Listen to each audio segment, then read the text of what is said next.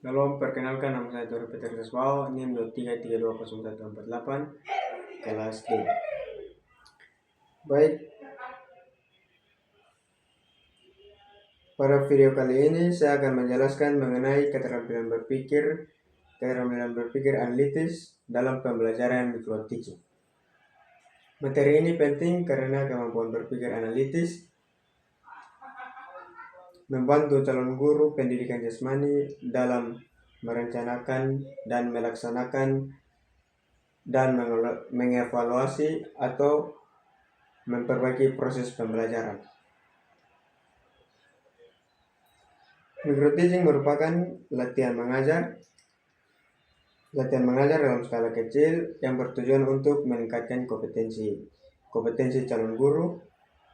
Dalam proses tersebut, mahasiswa tidak hanya belajar mengajar, tetapi juga menganalisis setiap kesalahan tindakan yang dilakukan. Dengan demikian, kesalahan dapat ditemukan dan diperbaiki sehingga kualitas mengajarnya meningkat.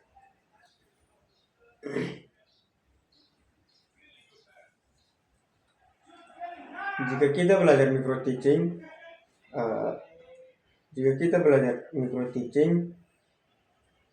kita tidak hanya belajar mengajar, tetapi bagaimana kita harus berpikir analisis setiap tindakan yang dilakukan sehingga ada kesalahan kita dapat memperbaiki agar kualitas mengajar dapat berjalan dan meningkat dengan baik. Sini ada tujuan analisis. Yang pertama itu menjelaskan konsep berpikir analitis, dan yang kedua mengidentifikasi indikator berpikir analitis, dan yang ketiga itu menjelaskan penerapan dan dalam micro teaching. Presentasi ini bertujuan untuk memberikan mengenai apa yang dimaksud dengan berpikir analitis, indikator-indikatornya, serta bagaimana kemampuan tersebut diterapkan dalam praktik mengajar. Oke, baik. Kan kita masuk di bagian berpikir analitis adalah kemampuan dibagi menjadi 5 bagian. Yang pertama itu mengidentifikasi masalah. Mengidentifikasi masalah adalah bagaimana kita mengenali dan menemukan atau merumuskan suatu persoalan atau kesenjangan antara kondisi yang diharapkan dengan kondisi yang sebenarnya. Yang kedua itu menguraikan informasi. Menguraikan informasi adalah proses menjelaskan, memecah dan atau menyusun informasi menjadi bagian-bagian yang lebih rinci agar lebih mudah dipahami. Yang ketiga itu menentukan hubungan antar bagian, yaitu proses mengenali dan menjelaskan keterkaitan antara satu bagian dengan bagian lainnya dalam suatu informasi, peristiwa atau konsep sehingga membentuk pemahaman yang utuh.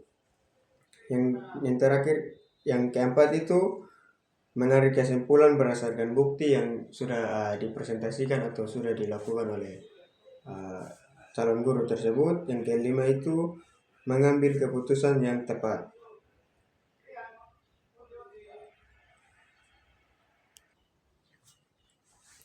Indikator, kita masuk di bagian penjelasan indikator. Indikator berpikir analitis adalah dimulai dari kemampuan mengenali masalah, kemudian kita mencari informasi yang relevan, menganalisis penyebab, membandingkan beberapa alternatif solusi dan memilih solusi terbaik, dan akhirnya kita mengevaluasi hasil atau kesalahan yang telah dicapai. itu adalah bagaimana kita sebagai calon guru untuk berpikir memiliki mengendali pikiran atau masalah dengan baik. Uh, dalam micro teaching, berpikir analitis diperlukan sejak tahap perencanaan hingga evaluasi. Jadi pentingnya kita sebagai guru harus menentukan tujuan pembelajaran yang jelas, dan kita juga harus pintar dalam memilih metode yang sesuai dengan karakteristik atau sifat-sifat siswa yang ada di sekolah untuk mengelola kelas secara efektif dan memberikan umpan balik dan melakukan refleksi untuk perbaikan pembelajaran berikutnya. Kita masuk di bagian operasionalisasi berpikir analitis, yaitu merupakan kemampuan analitis saat menyusun RPP atau ini memilih media pembelajaran, mengajar, mengevaluasi hasil belajar, dan melakukan refleksi berdasarkan penilaian dosen maupun teman sejawat.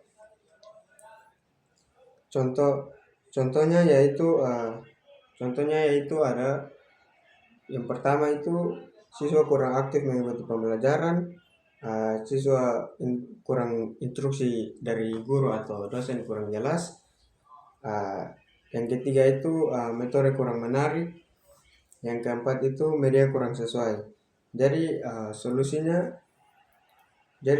dari semua untuk menggunakan permainan harus dimodifikasi aktivitas, memberikan motivasi dan pengharapan. Misalnya guru menemukan siswa yang kurang aktif, guru kemudian menganalisis penyebabnya, apakah metode pembelajaran kurang menarik, instruksi kurang dipahami, atau media kurang sesuai. Setelah penyebab diketahui, guru dapat memilih solusi yang tepat seperti menggunakan permainan atau aktivitas yang lebih menarik agar siswa-siswa dapat terhibur dan senang mengikuti pembelajaran tersebut.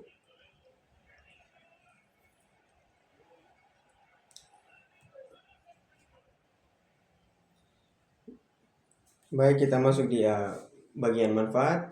Manfaat analisis itu yang pertama meningkatkan kualitas mengajar, yang kedua mempermudah pemecahan masalah, yang ketiga mendukung pengambilan keputusan, yang keempat meningkatkan profesionalisme guru, yang kelima itu meningkatkan hasil belajar siswa. Dengan kemampuan berpikir analitis, guru dapat membuat keputusan yang lebih tepat dalam pembelajaran. Dampaknya adalah proses belajar menjadi lebih efektif, siswa lebih aktif, dan hasil belajar dapat meningkat dan berkembang. Termasuk di bagian kesimpulan berpikir analitis, yaitu merupakan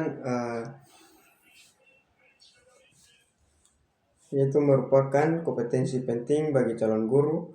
Kemampuan ini membantu guru dalam merencanakan, melaksanakan, dan mengevaluasi serta memperbaiki pembelajaran.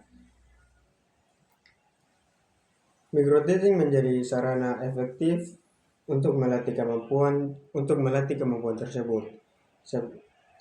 Sebagai penutup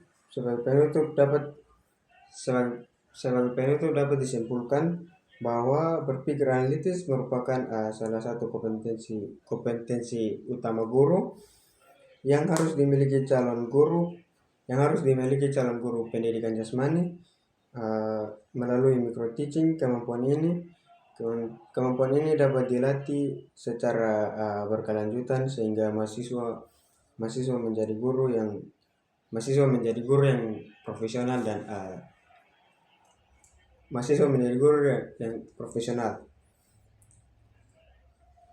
Baik, mungkin ini sekian dari video saya. Pada tugas yang ketiga ini saya membahas tentang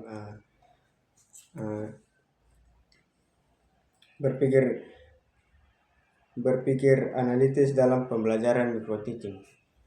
Terima kasih. Shalom.